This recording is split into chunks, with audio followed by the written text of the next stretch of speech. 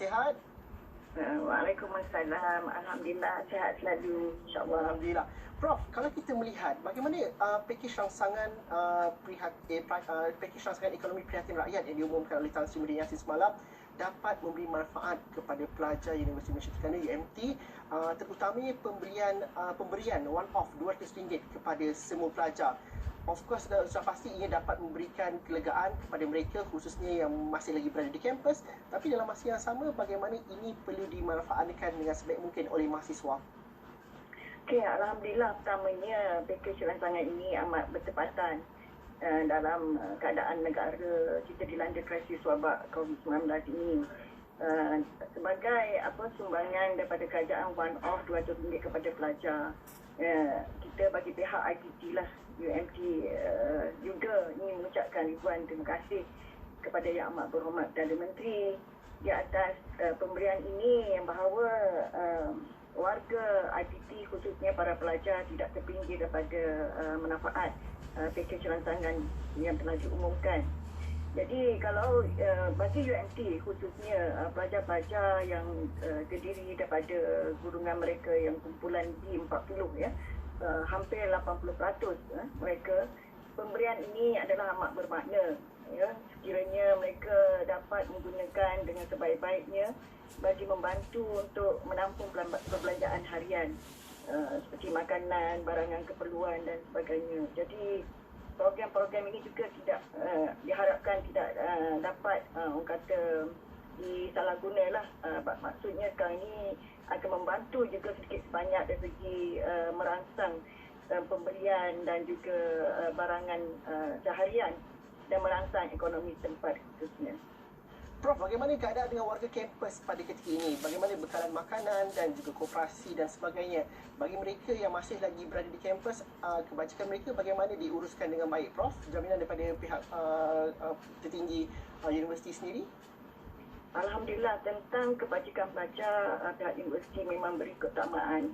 Sebelum pada ini juga saya telah maklumkan dan berkongsi tentang apa yang telah dibuat oleh universiti tentang pembekalan makanan mereka seharian ya, yang diusahakan oleh universiti dan juga oleh kafe-kafe yang kita bantu bersama untuk menyediakan makanan.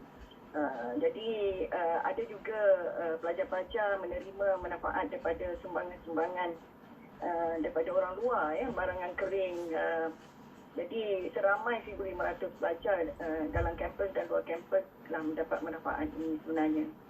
Jadi yang penting saya rasa tentang kesihatan lah, tentang kesihatan pelajar kita juga mengambil berat, dan tentang pengawalan mereka-mereka yang perlu karantin. Dan Alhamdulillah semuanya adalah dalam keadaan terkawal di mana tidak ada orang kata laporan tentang positif COVID di kalangan pelajar dan juga pensyarah di sini, warga di sini. Dalam tempoh Perintah Kawalan Pergerakan ini, bagaimana Universiti Malaysia Terengganu memanfaatkan pembelajaran maya atau dalam talian ketika kita mengharapkan dapat kelulusan daripada Senat untuk membolehkan program diteruskan ya,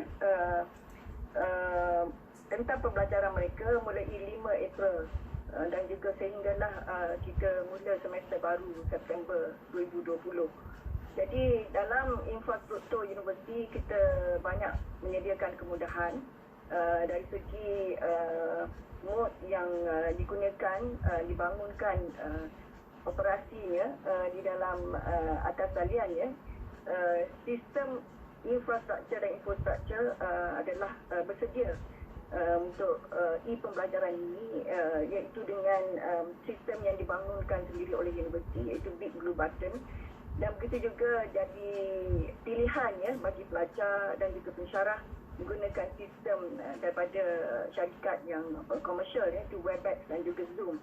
Sebenarnya banyak kaedah pensyarah boleh gunakan. Ada juga yang guna kaedah-kaedah lain macam Google Hangout dan sebagainya. Ini untuk pembelajaran. Jadi kalau ikutkan work from home, sebenarnya pihak pengurusan universiti telah dapat berbincang dan juga merancang melihat kepada senario-senario, dan kita mengharapkan tidak banyak terjejas dari segi program pengajaran dan pembelajaran di universiti, insya-Allah.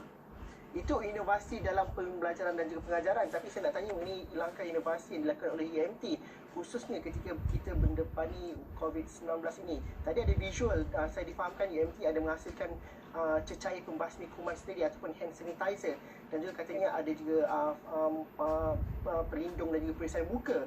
Jadi kita kena faham fungsi universiti bukan sahaja mengajar dan juga menyediakan anak bangsa untuk sektor pekerjaan, tetapi hal-hal inovasi ini juga universiti kena respon. Sekiranya ada inovasi, ini perlu disampaikan terus kepada masyarakat supaya dapat kelegaan dan sebagainya. Pandangan Prof mengenai perkara ini, mungkin cerita sikit mengenai hand sanitizer dan juga fungsi universiti. Ketika COVID-19 atau bila-bila masa sahaja, fungsi sebuah universiti adalah untuk public good.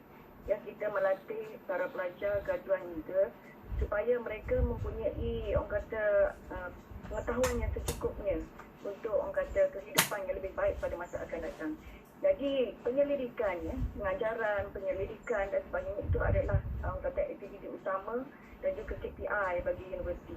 Jadi baru-baru ini juga untuk dimaklumkan bahawa universiti telah menerima anugerah Malaysia Research Assessment di dalam penyelidikan di Kementerian Pengajian Tinggi, dan kita telah mendapat 5 bintang. Ya, jadi dari trendnya dari segi 2013, ya, semenjak 2013, 2016 hingga 2019, kita telah meningkat daripada 3 bintang ke 4 bintang dan sehingga 5 bintang. Dan ini adalah satu perkara yang amat memuaskan. Jadi dengan itu saya mencabar kepada para penyelidik dan sebagainya.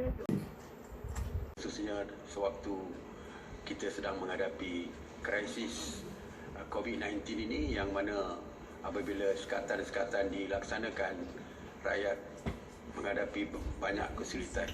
Dengan adanya pakej rancangan ini, saya kira ianya dapat membantu mengurangkan bebanan rakyat hasil daripada sekatan yang dilakukan. Hari ini seperti biasa, pihak polis, PDRM memaklumkan mengenai tindakan-tindakan mereka dan hasil daripada tindakan mereka. Peratus pematuhan kepada PKP ini ataupun Perintah Kawalan Pergerakan ini, peratusnya semakin meningkat. Saya percaya ini akibat daripada tindakan yang lebih tegas dan tindakan yang lebih keras oleh pihak polis terhadap mereka yang engkar dan melanggar perintah yang telah pun diperkenalkan. Semalam misalnya, pihak polis telah membuat tangkapan sebanyak 320 tangkapan.